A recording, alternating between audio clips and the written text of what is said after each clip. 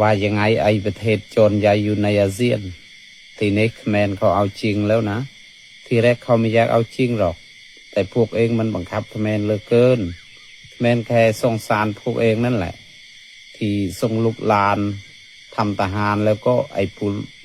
คนใหญ่คนโตส่งมาตายอยู่ชายแดนนั่นนะแล้วก็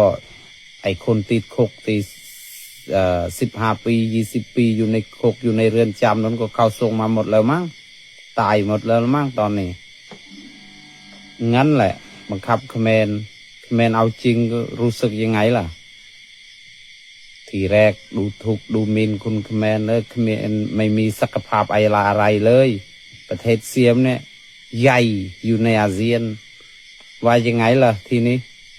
อายเขาทั่วโลกเลยแพ้เขมรทุกคำตอนเลยไม่ว่าที่สงครามก็แพ้การตูดก็แพ้อะไรอีกล่ะ